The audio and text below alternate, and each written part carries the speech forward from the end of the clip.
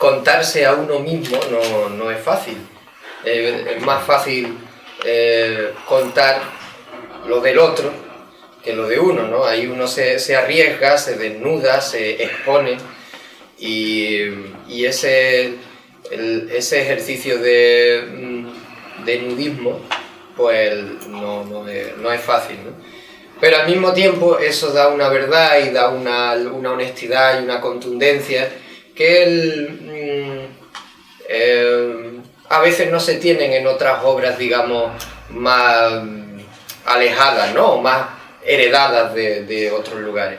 Una propuesta que yo creo que pasaba a todos, nos pasaba por muchos lugares, no solamente por la cuestión artística, ¿no? Había un trasfondo no solamente de denuncia artística y social, sino también un trasfondo humano, casi personal, que nos afectaba a todos, ¿no? Porque venimos conociendo un poquito la historia, porque estamos aquí, porque hemos compartido con ellos y sabemos las dificultades que ha habido en el camino. Yo sabía que había ese movimiento, no sabía lo que iba a sentir con ese movimiento, que es otra cosa. Era un momento extraño. Uno en las obras a veces ingresa al público, ¿vieron? Para ironizar, para hacerlo partícipe, para que los otros se sientan cómplices. Nos invitan a viajar, el espectador está invitado a subirse a un barco, ¿no? Entonces es un navegar desde el inicio, ya en el fondo parece así un duende, ¿no? Una magia ahí muy interesante y poética. Los actores que están ahí como preparándose, y de repente esos actores empiezan el único evento de música que hay y se empieza a transformar, ¿no? Entonces empiezan a aparecer los esperpentos, ¿no? Para mí hubo un despliegue desde el primer momento en ese teatro. El galpón parecía infinito cuando entramos, ¿no? Era enorme, no acababa nunca. En eso, que todos seguramente lo hemos percibido distinto, pero había como una cosa idílica, era como un teatro permanente y eterno donde no estaban aconteciendo todos los problemas de los que se estaba hablando en la obra. Yo ni siquiera vi una escenografía, yo vi una instalación performática muy fuerte. Estas luces que me encantaron, las luces que ponen en la esquina de la derecha encimadas y prendidas a un 10-15%, se ven maravillosas. Nuestros espacios son tan cercanos, que nos dan una cosa positiva, que es que estamos dentro de la acción. Pero a veces eso nos quita una distancia necesaria también para poder disfrutar lo que hay, ¿no? La imagen. Fue sorpresivo, todo el tiempo me sorprendieron. O sea, me sorprendía una cosa, me sorprendía la otra, y mis sentidos cada vez abrían más, ¿no? O sea, no, es decir, una cosa es que decía, estoy dispuesta porque voy a ver a mis amigos en la escena, pero no, pasó eso. Empecé a ver cómo se destruía el teatro, ¿no? Y cómo se destruía nuestro propio entorno. Y eso es maravilloso, porque estaba la locura, pero uno tenía que estar ahí sentado. Porque las imágenes, sí, son lindas, nos transportan, nos cuentan, pero si viene de un impulso fantástico, la imagen queda potenciada o no sé. A mí el texto me pareció precioso. A veces en las heridas nos nacen cuerpos deformes, ¿no? Una pierna, un brazo, una cabeza. A veces incluso nos nace una casa y nos quedamos a vivir en esa herida. Otras veces en la herida nos nace otra herida, ¿no? Pero siento que el poeta nace de nuevo en la herida, ¿no? Y tiene esa capacidad. Y para mí la obra fue eso, un nacer en la herida, y era un acto poético muy generoso que tocaba la fibra y no te dejaba para nada indiferente, ¿no? El título es el título de una nota periodística, y sin embargo la obra tiene todo ese componente, como vos decís, onírico, poético, muy fuerte, que rebasa el hecho de la situación. O sea, nos hace rebasar el hecho de la comprensión de un relato que está tan sesgado, porque a quien le importa el relato es a las personas que lo están viviendo ahí. No importa comunicarle el relato al público, por más que haya componente real, hasta nombre de funcionarios. Pero para mí una de las grandes riquezas de la obra es eso. No tiene necesidad de organizarnos en nuestra cabeza un relato. Desde el primer momento, y lo sostiene durante todo el espectáculo, nos plantea un modo de habitar lo político con lo poético, ¿no? Eso me interesa mucho. La verdad que la política está habitada de poesía ahí, y la poesía es la bandera, el estandarte. Es muy interesante, nosotros venimos de ver allá una obra que también nos cuenta una historia en nuestra región, y la gran diferencia de cómo elegir contarla.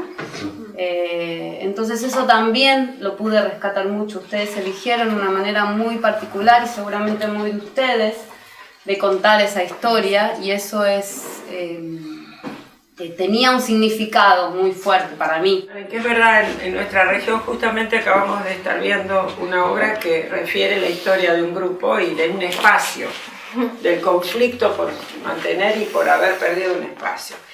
Y entonces se llena uno la boca hablando de que es una obra testimonial, autorreferencial, que tienen que hacer que los demás conozcan lo que padecieron, y suena a qué desgracia que tuvimos, y se olvidan de mostrarnos teatro, ¿no? Entonces yo lo que rescato profundamente de esto es que el grupo nos transmite todo ese pesar por el espacio, por la historia, por lo que ha pasado, pero sin ser infieles a una poética de trabajo, además de una poesía. Nosotros, sin necesidad de entenderlo, hacíamos eco a esas situaciones, de una manera dolorosa, de una manera como burla y con ironía, y otra manera sintiendo que ese burócrata era otro burócrata en otro ámbito, y era la burocracia, y era la sociedad, y éramos nosotros.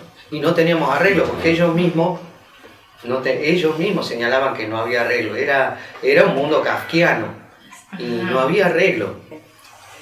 La metáfora del personaje de ella, la metáfora que había en cada uno de ustedes, nadie dijo, sí, yo fui el que llevé el papel y a mí no me atendieron, o a mí me rechazaron tal cosa. Sin embargo, en un juego teatral, en una obra de arte teatral, denunciaron sin hacer denuncia. Yo sentía eso, que era una denuncia que se había transformado, como deberíamos hacer en el hacer teatral, en una producción poética. Para que el teatro acontezca, para que el arte acontezca, uno se tiene que borrar, porque no hay espacio para tanta gente, ¿no? Si está el espacio, si el teatro tiene que compartir el espacio del autor, del director, de los actores, de todo, al final nos quedamos sin espacio. Hay que desaparecer para que aparezca el teatro, ¿no? Y desde el texto me parecía que el dramaturgo no se veía en vuestro espectáculo. Era muy poderosa la imagen y esto del juego, ¿no? Y sin embargo, me atrapó el texto. No me lo acuerdo el texto, en ese momento tampoco lo entendía bien. Pero la contundencia de lo poético era descarnado. Ahí estaba lo íntimo, ahí estaba lo propio, y ahí estaba todo el dolor, digamos, de las experiencias sublimadas hacia la poesía. Yo creo que se nota la mano, pero no de la dramaturga, sino de la poeta, digamos. Esta obra que es poética, yo diría que se nota cuando en tus textos, en tus parlamentos, fueron escritos para vos. Se siente uno en las gradas y cuando empieza este cambio a la locura, al mundo fantástico, uno empieza en su cabeza a generar una forma de pensamiento diferente a la realidad.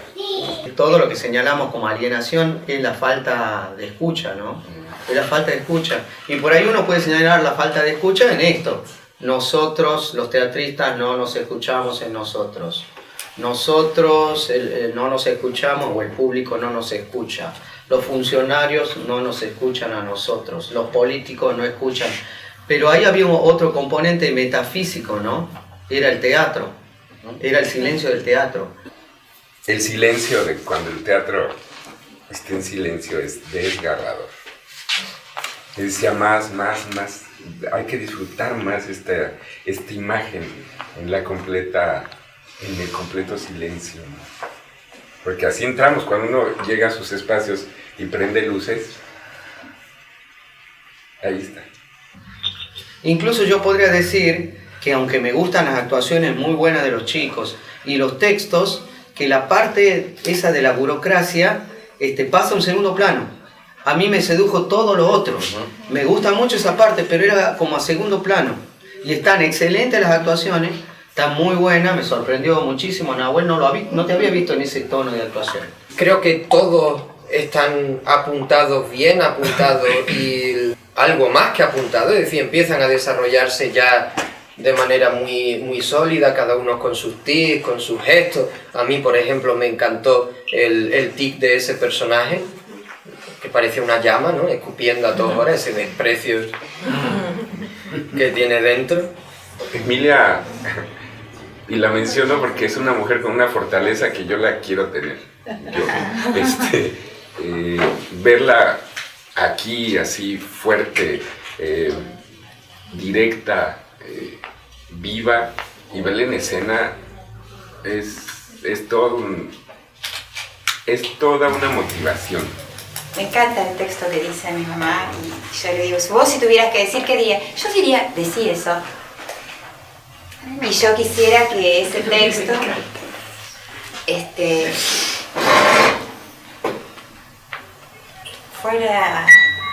quisiera encontrarlo en el cuerpo vivo de mis compañeros. Todos, no hablo del galpón, ¿no? Quiero encontrar esos compañeros. A veces la búsqueda de la interpelación que plantea el lenguaje teatral también es la necesidad de sentirse interpelado.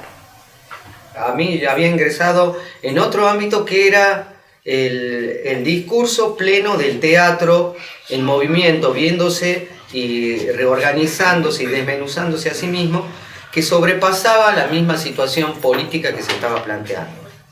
Y eso me ha parecido que, por eso digo consciente o inconscientemente, aunque yo sé que hay una trayectoria en esa búsqueda, yo creo que es el plano más avanzado que han llegado en esa búsqueda los chicos, en el plano de la dirección y del manejo del espacio escénico. Yo en este momento estoy con muchas preguntas, como creadora, como persona.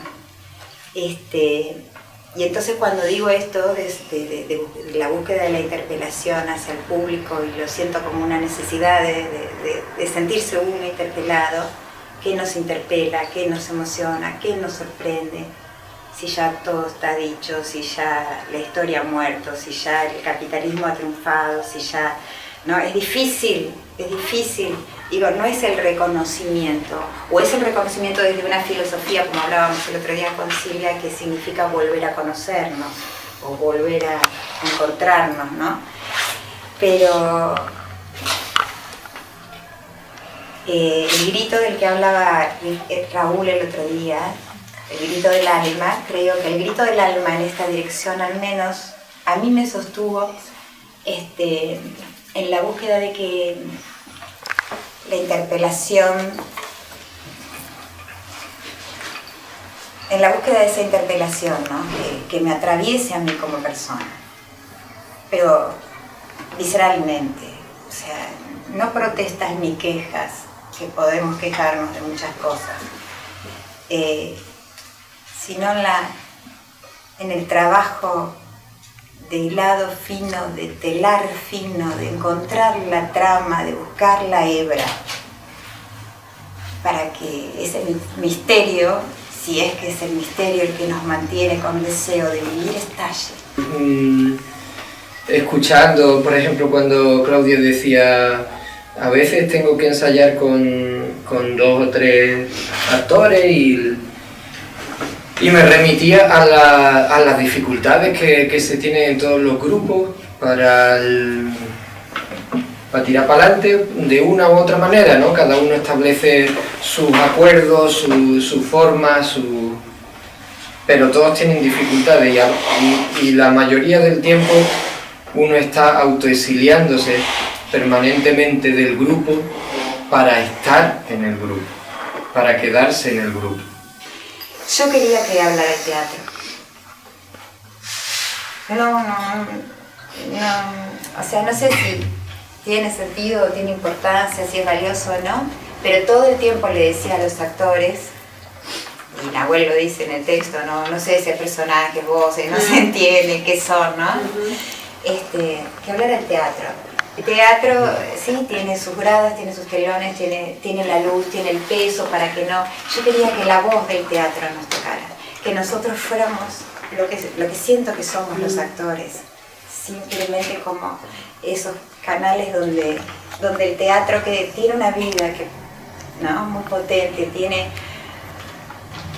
una mirada, una voz, un color, un peso muy importante, pudiera expresarse, porque es como un ser que si no encuentra esa materialidad no puede aparecer, o sea, como que necesita de nosotros para aparecer.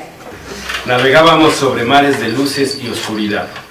No nos conocíamos, pero ya nos presentíamos. ¿Hay alguien ahí? Nos preguntamos juntos sin conocernos, y la distancia se desvaneció. Nuestro encuentro fue porque era inevitable e imposible. Porque somos almas del misterio y no geofísica. Porque nuestro territorio es este y no el otro. Porque no podría ser de otra manera.